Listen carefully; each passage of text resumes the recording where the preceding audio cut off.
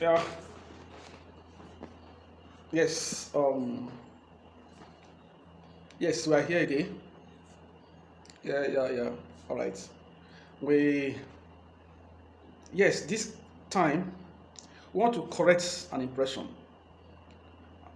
You know, these evil leaders, these people who sit down and drink and look at the citizens as foolish people who are not intelligent. I don't know what they think. These people that didn't go to school, that are touts, they'll find their way to enter the offices we have in this country. They impose themselves as the leaders, as rulers, and at the end of the day, they continue to use some kind of cheap logic, cheap strategies, making fool of Nigerians, whereas they are even the foolish ones.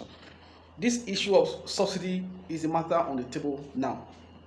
You know, over the years, so, over the years, they have made us to believe that subsidy has been the issue. We need to remove the subsidy and all of that, as if countries in other countries in other parts of the world do not subsidize things for their citizens. And all along, we just believed it. Yes, we understand that we need to create open markets by removing subsidy in the sector, but that shouldn't be an excuse for any responsible government. What is actually the issue with subsidizing petrol in Nigeria? Yes, how did the subsidy issue come about? How did it start? This is the idea that the government thought that its citizens who suffer dilapidations of their environment in the process of extracting this same crude will not be able to afford it based on the same inability of the same government to ensure that there are working refineries. The same issue of subsidy is now becoming an excuse for the same government to say, yes, we need to remove this and make the people suffer. Okay, this is the subject matter behind subsidy. That when the crude oil are extracted, instead of them to be refined here, because we are close to refineries and all of that, we are supposed to be able to refine them here and yet be able to sell them at cheaper prices to Nigerians. But by the time other countries are buying the refined fuel from us, because of the cost of transportation back to their countries, they naturally will sell at higher prices. So Nigerians are supposed to be the ones to enjoy buying petrol products at cheaper prices because we are very close to the source. But how did the subsidies come? Because the refineries refused to work, this state government refused to fix refineries. We are not able to refine them close to us. Then you have to pay some persons who will take this abroad, take the same crude abroad, they refine over there, they sell back to us. So invariably, we are actually allowing people to come buy the crude from us with the owners. They take to their country, they refine them. We have people that we have now given license to go buy the same petrol and bring back to us. But because the price, the costs of buying refined petrol abroad, bring it back to Nigeria, the cost of transportation and all of that is quite high, then there's now the idea that the government needs to pay some percentage of it per liter for every citizen. That is the subsidy issue.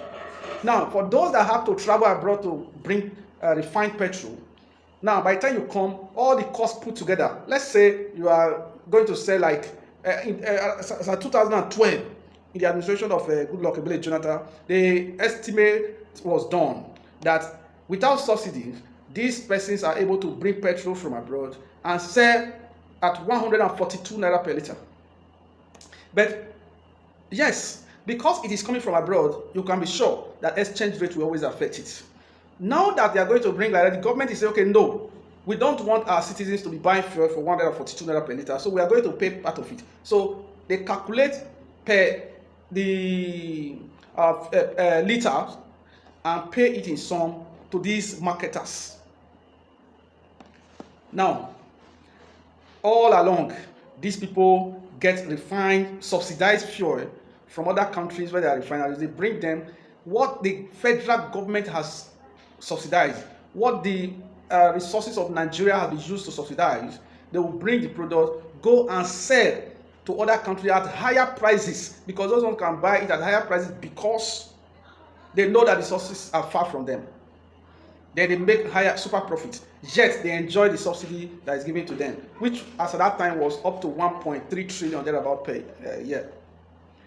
Now, one would expect that a responsible government would now want to do what is called audits of the whole process. Persons who are found to be guilty, these marketers who are found to be guilty, licenses can be withdrawn or they can be prosecuted. But how come that the only solution to that issue is to remove the subsidy so that the whole Nigerians will suffer? Yes, we understand. Every reasonable person would think that what should have been done when marketers began to misuse this, to take advantage of this subsidy to enrich their own bottomless pockets. One would have expected that a responsible government would say, yes, first of all, how come about this subsidy? Because we do not have functional refineries. Let us fix them instantly. How long is it going to take to fix refineries? Why fixing that? Yes, we will not allow these evil marketers to continue to take advantage of this to make people suffer. In that case, what we'll do, while the refineries are being repaired, being fixed, then you can now say, now let us prosecute these ones that have been found guilty. But as we speak, the excuse from the federal government for the past 2 decades is that these marketers are taking advantage of, they are siphoning the subsidy money, they are selling the subsidized fuel in other countries. But no one single marketer has been brought to book. And we Nigerians just agree, we just jumped into their discussion and accepted that removing subsidies is the issue. It's not at all. What about the subsidies that have been paid over the years? Who got the evil wealth from it? Nobody is going to answer for all of that.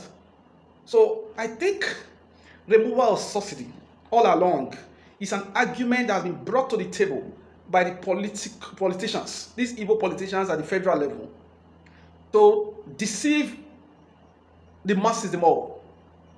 Yes, to deceive us the more, and try to continue to look for ways to cover their friends and families who were parts in this oil marketing stuff.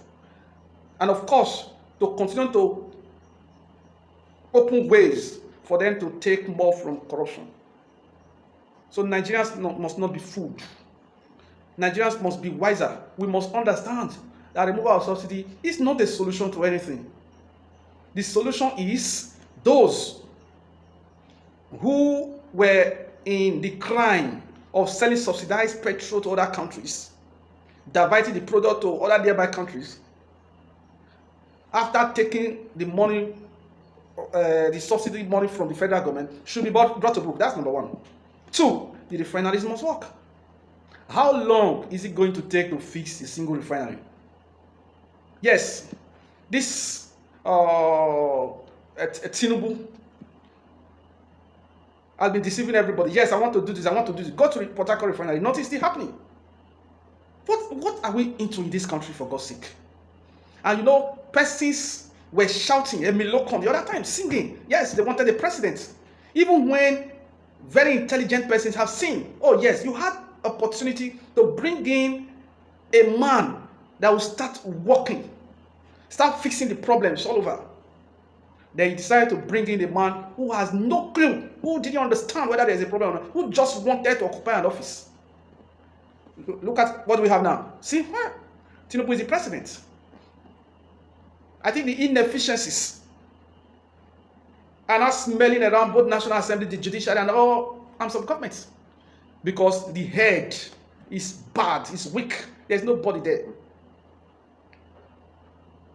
So I think Nigerians must learn the right thing here. We must understand it here. Every country does subsidy. Yes. Even the same petrol we talk about, because of the crude, other countries still subsidize petrol for their countries, for their citizens. Yes. Electricity is subsidized. Many of these basic amenities, gas, all of them, they are subsidized. In Europe, all the Europe countries, just name them. Government still does, their government still do all they can to ensure that especially the basic amenities are available for citizens. To enable them buy them, they go about subsidizing them. How come? How is subsidy now a sin?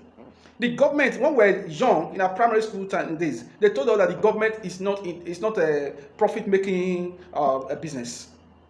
So remove that issue of bringing competition, whatever. That's not the issue.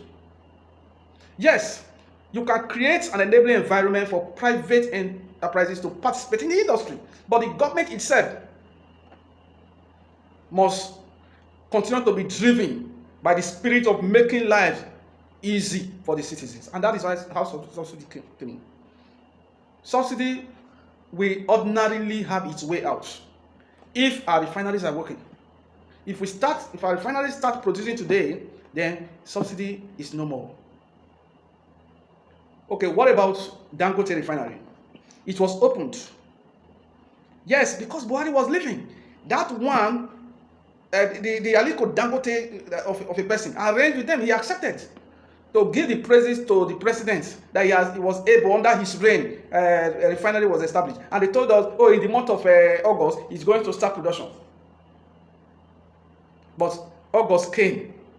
They have told us now that the refinery has not even been opened, that it is not going to be reopened in the year 2024. Who are they deceiving? Do they think they are going to live forever? Nigerians mustn't be fooled. Let us tell these people that we are reasonable people. We are reasonable. We are intelligent people in this country. So we must not continue to sing hallelujah after them. We must not continue to sing praises after them, even when we know that what they are saying is just to protect their evil sources of aggrandizing wealth to themselves. It's unfortunate, very unfortunate.